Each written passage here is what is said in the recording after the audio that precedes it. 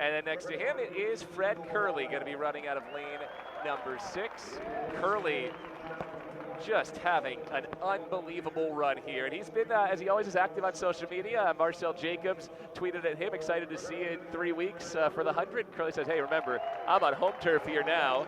So he's ready to roll in an Olympic rematch with Marcel Jacobs. There is Matthew Bowling, the NCAA runner-up this year. He was an indoor national champ last year in the 200.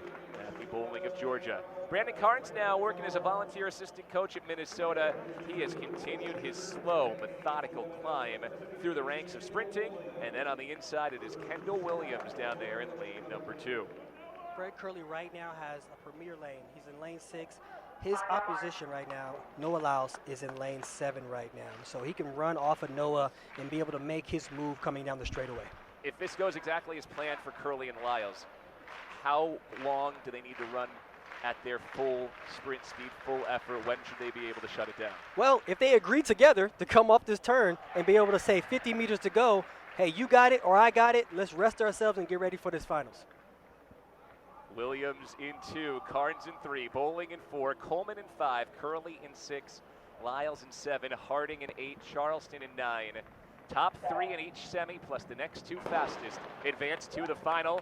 And it is a good start for Fred Curley. Javante Harding got away very well. So too did Brandon Carnes on the inside. Matthew Bowling coming off the bend in a good spot. Curley's got a lot of work to do. Noah Lyles is out in front. Then it is Bowling and Harding.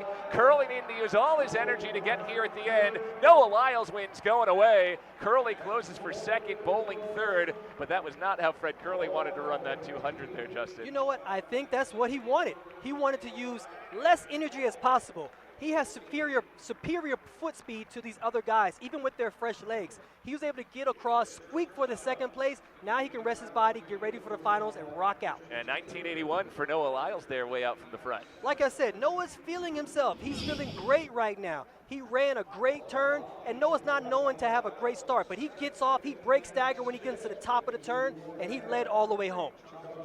So it is Lyles, Curley, and Matthew Bowling into the final once again. He goes 2014. Javante Harding and Brandon Carnes on the bubble now for those 2 time qualifiers. Harding went 2023, Carnes 2042.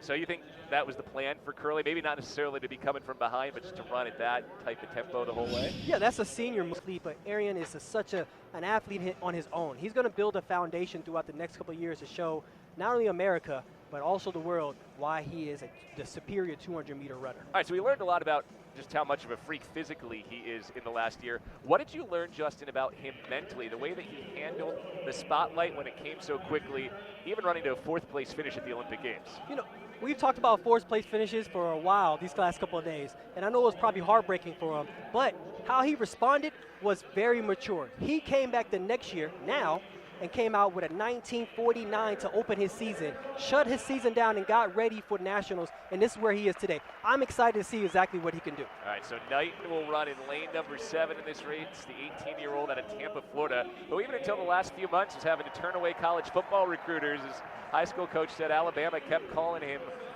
trying to say, hey, you can run track, you can still play for us, but Knighton said no. He's going to stick to the track here, running out of lane number 7 in this race. We'll also have our eye on Kyrie King, who ran into the final in the 100, looking to run his way into the final again out of lane number 8. That's a former Duck, so he's going to draw the energy from the crowd, and he's ready to go. He's primed this year. He's PR'd multiple times in the 1 and the 2. And he may sneak up on us in the inside in lane 4, but no one is going to miss Kenny Bednarek, the Olympic silver medalist, who has seemed to build smartly this year. Was dealing with a little nagging injury, so ran a lot of hundreds. Got himself ready here physically for the 200, his marquee event. Kenny has to be happy with his lane choice. He's in lane 4. It's a little tight, but he's able to see the rest of his field. He's able to see Arion. He's able to see Kyrie King. He's able to see Isaiah Young and Josephus Lyles. He can run off their pace. All right, so you saw David Dunlap, and there is Kyrie King. Arian Knight, still just 18 years old, running out of lane number 7. And he's run only 2 races coming into this championship this year in the 200, but one of those 2 was a 19:49 to drop his World U20 record. and run the fourth fastest man of all time over 200 meters. Inside of Arian Knighton, now 32 years old, Isaiah Young, a London Olympian. He's been on world championship teams, most recently in 2017. Josephus Lyles looked very good in his preliminary run, and it really does feel like Josephus is coming into his own at 23 years old. Been a pro now for 5 years, but would have just been 1 year out of college if he'd gone the more traditional route. Hey, if you're going to be a Lyles brother, you have to step up to the plate. He's coming to his own this season. He's ran 20.03 and a couple other 20 lows. So I think he's coming into an area where he can run 19 soon. There is Kenny Bednarik running out of lane number 4, the Olympic silver medalist. TCU's Robert Gregory runs out of lane number 3. And former Texas A&M 200-meter sprinter Elijah Morrow on the inside in lane 2. Top 3 automatically through to this evening's final. The bubble time to advance on time is 20:42, run by Brandon Carnes.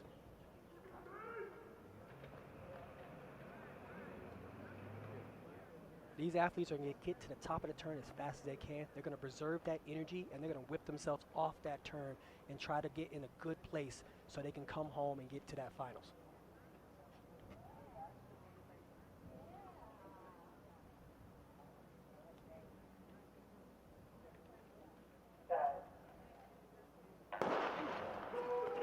Really good start in lane number 6. That's Isaiah Young getting out of the blocks well. Down in 4, Bednarik moving.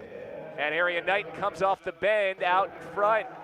Arian Knighton in control as Kyrie King to his outside. Bednarik fighting hard on the inside with Josephus Lyles. Going to be close for behind Knighton.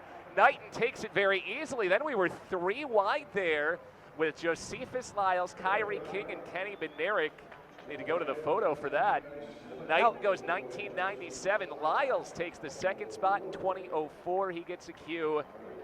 And Kyrie King grabs that third automatic spot. Bednarik will get through on time at 20.06 fourth. Well, you know, Isaiah Young, Kyrie King, and Kenny Bednarik, they're all trained together. So that was like a practice run for them. When you watch Arian, it looks scary.